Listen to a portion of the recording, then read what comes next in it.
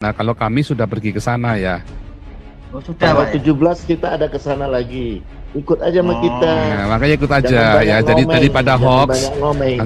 dari Nah, kadang-kadang ya orang itu karena ini loh PGI itu ya mulutnya tuh bangsat Iya. semua orang PGI itu ya. Dia kagak kerja, double talk, tai talk mulutnya itu isinya. Itu loh. Nah, PGI itu bangsat semua orangnya tau nggak? Itu setan semua di dalamnya PGI itu. Semua yang di dalam PGI itu setan semua.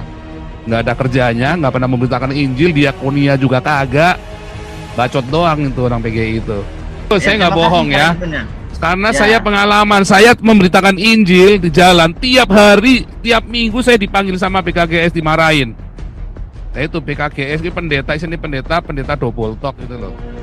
Orang memberitakan Injil malah diomelin, mereka sendiri kerjanya cuma apa? Cuman mindahin jemaat dari gereja satu ke gereja lain. Nah ini ada orang memberitakan Injil terus dibilangin oh nggak ada itu bang, itu memang pendeta bangsat biadab. Semua pendeta-pendeta PGI, pendeta PKG itu memang pendeta bangsat biadab itu, ya pendeta double talk itu.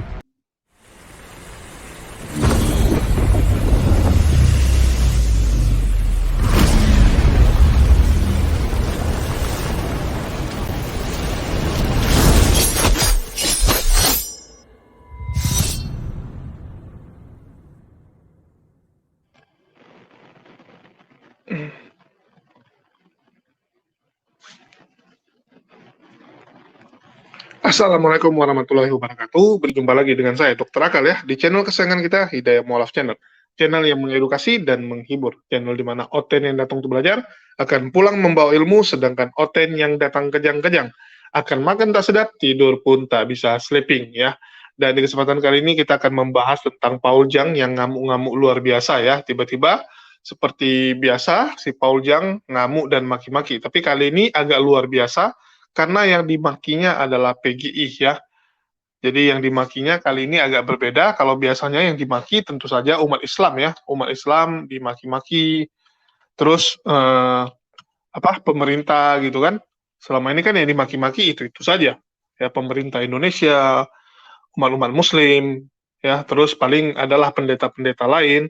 Kali ini yang dimaki adalah PGI atau Persekutuan Gereja-Gereja di Indonesia. Bisa dikatakan PGI itu adalah organisasi yang menaungi gereja-gereja yang ada di Indonesia. Jadi entah kenapa tiba-tiba Paul Jang ini ngamuk ya.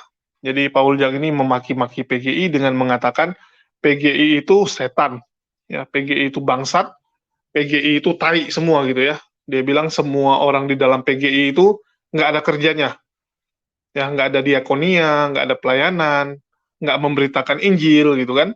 Padahal orang-orang yang ada di dalam PGI itu rata-rata ya memang pendeta semua gitu. Ya, semua itu pendeta, tetapi dibilang sama Paul Jang mereka itu tidak memberitakan Injil. Jadi pendeta di dalam PGI itu ngapain selama ini ya?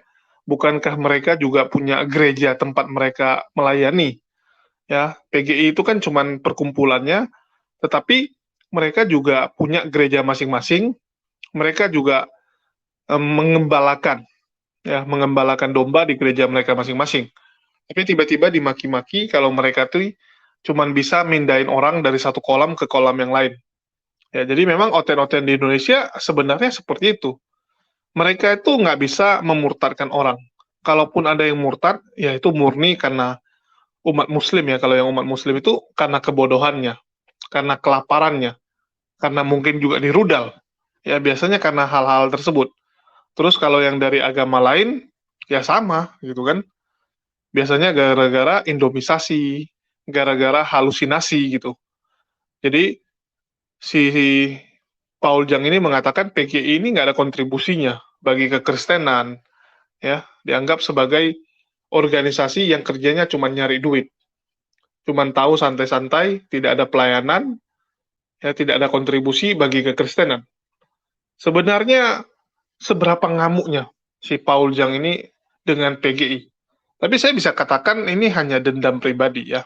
Karena Paul Jang ini kan kita tahu tidak pernah dibela sama PGI, bahkan yang ada PGI juga mengutuk tindakan yang dilakukan Paul Jang dari luar negeri dengan menghujat ya dan memecah belah anak bangsa di Indonesia. tentu saja PGI sangat tidak senang ya, sangat tidak suka, apalagi Paul Young mengatasnamakan Kristen.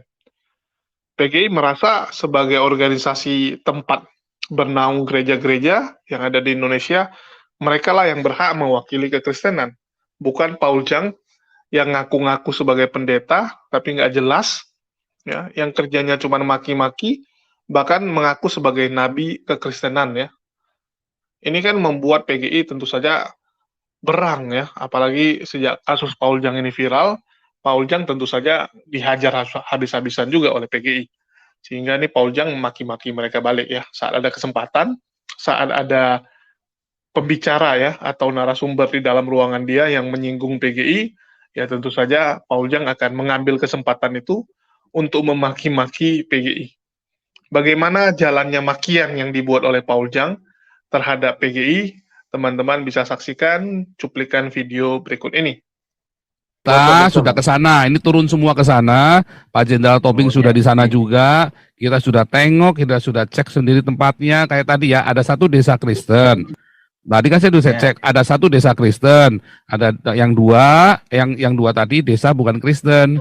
Nah kemudian yang desa bukan Kristen ini tetangganya desa Kristen. Lalu satu orang didoakan, lalu semuanya minta dibaptis. Tadinya Islam.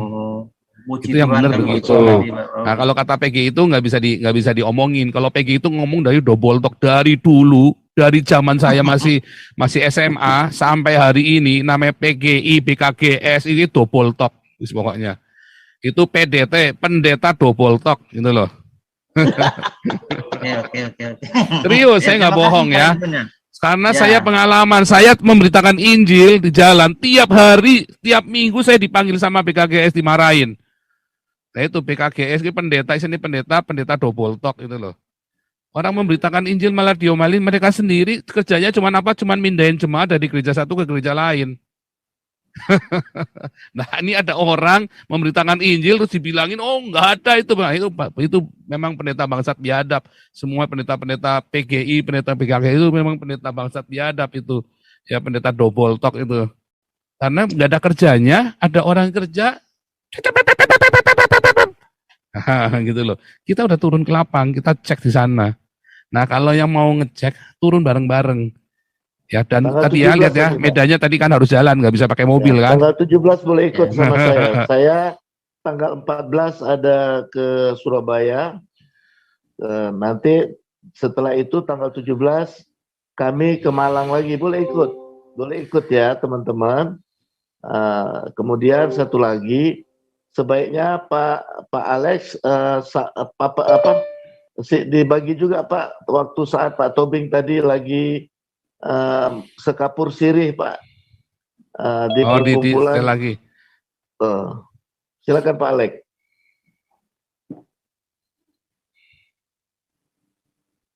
Oke, yang tadi sore itu ada apa namanya? Buka puasa bersama. Oh oke. Ya. Oke, ini saya buka. Buka puasa bersama itu sama orang Islam maksudnya?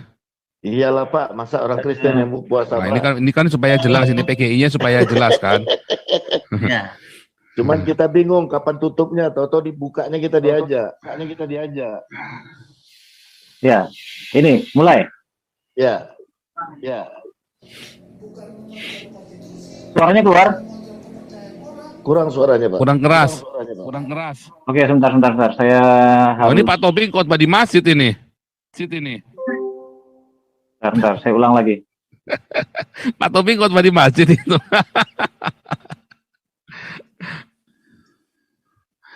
Gini PGI itu nggak bisa. PGI itu cuman bisanya kemarin ngurusin itu apa ya? Gus Duran aja ikut Pak. Gus Duran aja ikut tadi di sini ada ikut.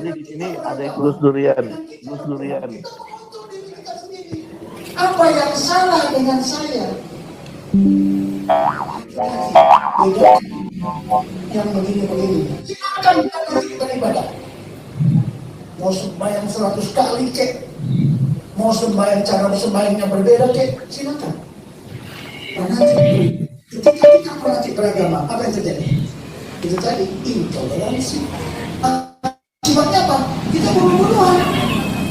Saya yang paling benar, kamu salah. Agama saya yang paling benar, agama salah. Tidak demikian. Kita teruskan di negara Pancasila ini nggak bisa. Kenapa? Agama ada berapa? Agama dan kepercayaan yang diresmikan oleh pemerintah itu 6. Bayangkan di Indonesia ini masih ada ratusan aliran kepercayaan. Mereka disebut beragama? Tidak. Mereka percaya bahwa Tuhan itu ada.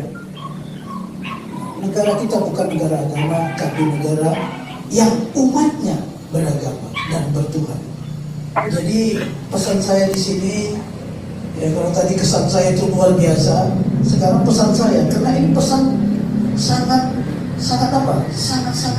dominan di negara yang terdiri dari ratusan suku bangsa, ratusan budaya, ya, ratusan agama dan kepercayaan. Agama dan kepercayaan yang paling banyak di dunia adanya di Indonesia. Bayangkan kalau tidak ada ideologi Pancasila yang mempersatukan kita, bubar negara, saling bunuh lagi. Nah, acara silaturahmi yang digelar hari ini, saya menyampaikan penghargaan sebesar-besarnya kepada Romo yang ada di sini, karena dengan seringnya kita begini, maka kita bisa saling tukar menukar, saling bersinergi, saling memahami juga, ya. Saling memahami yang tidak sama dengan kita. Kita berbeda, tapi kita bersatu di dalam persamaan. Ya. Jangan kita berbeda-beda, semua dibedakan. Ini bahaya. Yang membedakan kita, suku bangsa, bahasa, ya, itu semua dari Tuhan. Tuhan yang menciptakan dari suku Jawa, suku Madura, suku Batak, suku macam-macam itu Tuhan. Bahasa juga demikian. Ya. Luar Itu dia. biasa. Nah itu gimana tuh? Luar Loh, biasa. masjidnya ada itunya, ada salibnya itu.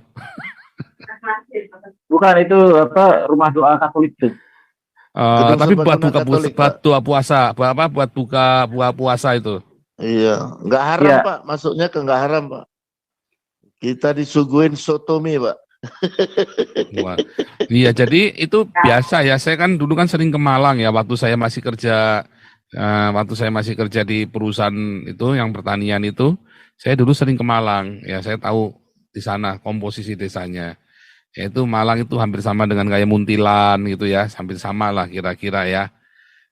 Jadi itu bukan baptisan ulang. Kita sudah memastikan ya, saudara-saudara, kita sudah turun ke lapang karena kemarin kan ada dari siapa itu Inyo Manis siapa sama si Louis Prasetyo. Oh itu bohong, enggak ada itu. Ya itu adalah orang Kristen yang dibaptis ulang, orang Advent. Nah ini sekarang ngomongnya, tadi itu ya yang sana ngomongnya orang Advent. Nah itulah orang kalau enggak ada kerjaan, cuman ngoceh-ngoceh, enggak ada hasil, ya begitu loh. Nah kalau kita, Sudah di sini kebiasaan memang mereka, Pak. di kita memang banyak sumpah serapah, tapi kalau kita sumpah serapah selalu ada hasil. Ya. Mereka udah kebiasaan Pak, dari Katolik baptis selam, dari karismatik baptis perci, ditukar-tukar aja Pak. Baptisan, iya, Gitu terus, Pak. karena Kita, kalau Pak. mereka itu kebiasaan ya. Oh, Nah, tidak karena sama orang-orang baptis PGI Islam. ini kan nggak pernah baptis orang Islam. Mereka itu baptisnya itu, yaitu tadi Katolik. Oh, baptisnya nggak sah ini, harus Islam, harus udah. Terus nanti orang yang dibaptis yang biasa dari GKI, oh ini harus dibaptis ulang nih, harus di dalam nama ini. Yang dari gereja GBI, oh diulang lagi dalam nama Yahweh. Oh ini, itu loh. Kalau kita nggak biasa, Selesai dah. kalau kita nggak begitu ya. Kalau Pak Khairul Anwar begitu, kita kemarin nggak mau support. Ya, kita nggak mau support. Tapi karena kita tahu, ya, dan kita terus langsung ke lokasi, ada Pak Tobing di situ, makanya kita langsung, oke, kita support. Karena ada Pak Tobing di situ, ya. Ya, Anda tinggal percaya saya, apa tinggal percaya saya atau percaya tukang nyinyir, nah begitu aja kan. Kalau sama saya pokoknya AA, BB, jeder, anjing, bangsa, keluar semua. Tetapi kita kalau ngomong A1 langsung keluar duit bener kan. Dia nyinyir,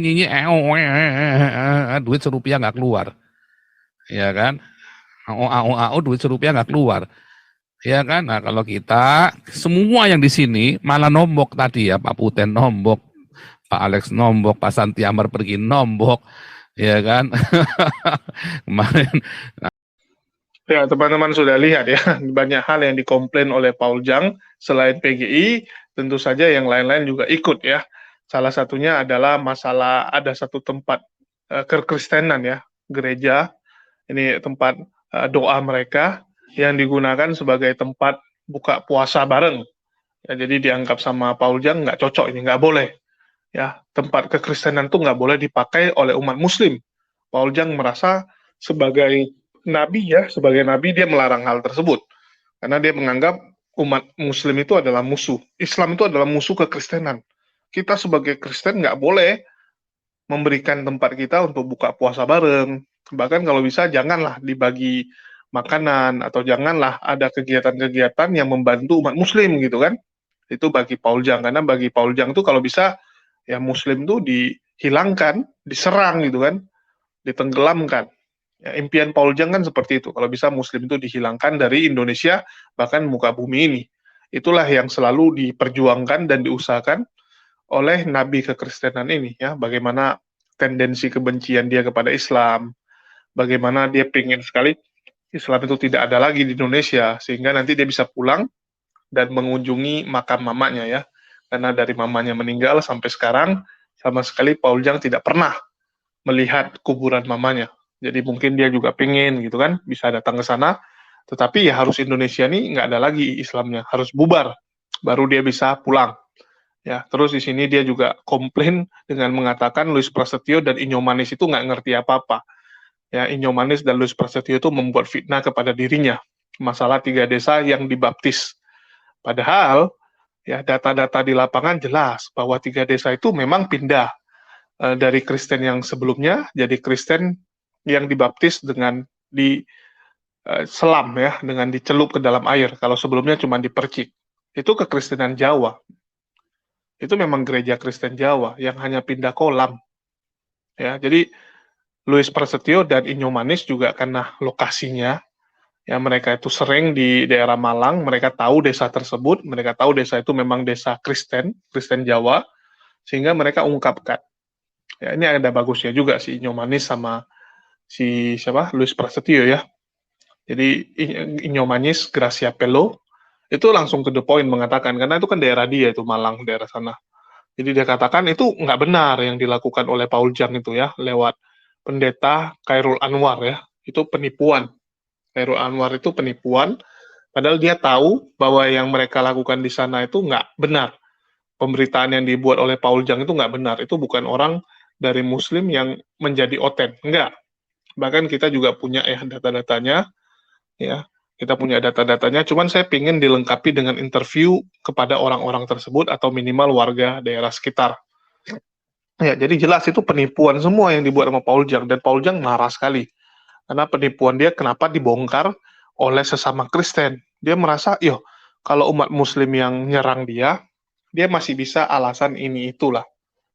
Ya, kalau umat Muslim yang nyerang kan dia bisa alasan, wah tuh umat Muslim nggak terima kenyataan, ya mereka nggak terima orang Muslim menjadi oten gitu kan, bisalah segala alasan dia buat.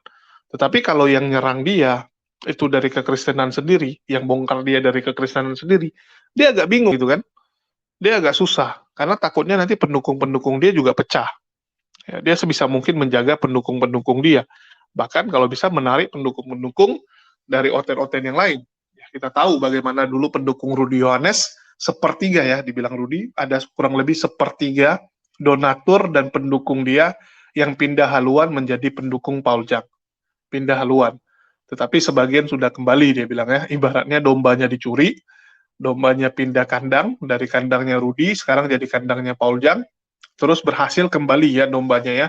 Mungkin dombanya setelah merasakan rumput di sebelah, nggak sesubur di tempatnya Rudi, merasa tempat Rudi lebih enak, balik dombanya kan. Tapi nggak semua. Ya, tapi sebagian besar balik, dibilang Rudi. Ya lumayan lah. Jadi rumah anak terongnya tetap bisa terbangun berkat donasi-donasi itu. Dan Paul Jang memang sedang kehilangan pamor. Sedang kehilangan pamor karena mulai terkuak satu persatu kebohongan-kebohongan dia, termasuk yayasan-yayasan dan LSM yang dia buat ya. Saya juga udah bongkar, teman-teman juga tahu ya di channel sebelumnya kita udah bongkar bagaimana dia menipu orang. Ya, waktu kita undang Ko Alengso, nanti kita akan buat lagi khusus untuk Paul Jang ini. Cuman karena Paul Jang ini penipuan yang dia lakukan sistematis, ya sistematis terus organisasinya ada, sehingga saya kalau memberitakannya itu harus lebih lengkap datanya. Nggak bisa seperti Saipudin. Kalau Saipudin dia kerjanya individual. kita bisa langsung hantam dia. Ya. Kalau Saipudin tuh penipuannya kasar, jadi gampang kita nangkapnya. Kalau Paul Jang ini memang penipuannya luar biasa, dia bungkus dengan sangat bagus.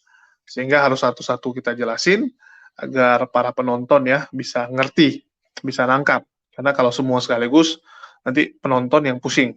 Ya, jadi Paul Jang ini luar biasa penipuan-penipuan yang dia buat. Bagaimana dia mencari keuntungan dengan membuat yayasan dan LSM ya, seakan-akan itu demi kekristenan, padahal nggak ada. Itu bukan demi kekristenan, itu demi ambisinya sendiri. Demi perutnya juga malah. Sebagian uangnya itu dimakap-makap, dinaikkan dulu angkanya gitu kan, ada pengeluaran-pengeluaran yang nggak perlu, padahal itu pengeluarannya nanti kembali ke dia. Ya, cara-caranya itu cara-cara luar biasa nih. Penipuan-penipuan yang dibuat Paul Jang ya. Ini penjahat kelas atas ini. Penjahat yang kelas atas. Jadi dia marah dengan PGI yang nggak mendukung apa yang dia lakukan di Indonesia. Ya. Karena kita tahu yang dia lakukan ini ya ilegal semua gitu. Kamu ini siapa gitu Paul Jang? Ya, sosok mengerti kekristenan, sosok mewakili kekristenan. Ya marahlah PGI sebagai organisasi yang dianggap lebih resmi, dianggap organisasi yang benar-benar mewakili kekristenan ya. Dan penipuan-penipuan Paul Jang ini tentu saja diketahui PGI. Ya, PGI juga mengendus cara-cara curang yang dilakukan Paul Jang, cuman ya tutup mata sebelah lah. Padahal mereka tuh pun nggak gitu frontal lah menghajar Paul Jang. Harusnya Paul Jang pun berterima kasih karena PGI belum mengungkap nih semua kecurangan yang dilakukan oleh Paul Jang. Ya, jadi ya kalau Paul Jang maki-maki udah biasa lah. Siapa yang nggak pernah dimaki sama dia kalau bersinggungan dengan dirinya ya? Kalau bersinggungan langsung dengan dia, itu pasti semua dimaki. Sama kayak Saipudin, semua orang dimusuhi. Yang sebelumnya teman pun kalau nggak cocok lagi dengan dirinya, kalau sudah melawan apa yang dia buat, itu pasti akan dimaki-maki juga sama dirinya. Itu memang ciri-ciri khas Oten lah ya, gaya-gaya Oten tuh memang seperti itu. Kita harus terbiasa dengan gaya-gaya Oten yang seperti itu. Oke, mungkin itu aja dari saya. Makasih nih buat teman-teman yang udah nyimak. Silakan tulis tanggapan kalian mengenai Paul Jang. Terus kalian punya bukti apa-apa lagi? Ya punya info apa, silakan di-share, nanti kita akan coba telusuri, kita cari tahu ya. Oke, mungkin itu aja dari saya. Makasih buat teman-teman yang udah nyimak. Di akhir kata, saya ucapkan wassalamualaikum warahmatullahi wabarakatuh. Dan yang terakhir ya, bagi teman-teman yang ingin bersedekah dan berinfak ya, untuk amal jariah, untuk pembangunan atau renovasi ini ya. Renovasi Musola Gusandi yang rencananya akan direnov atapnya dan diperluas halamannya ya oleh Gusandi. Jadi bagi teman-teman yang tergerak untuk membantu, silakan berdonasi di nomor rekening yang ada di bawah ini ya. Bank Syariah Indonesia, nomor rekening 719 516 7677 atas nama Muhammad Haikal. Oke, makasih buat semuanya ya. Yuk, sampai jumpa.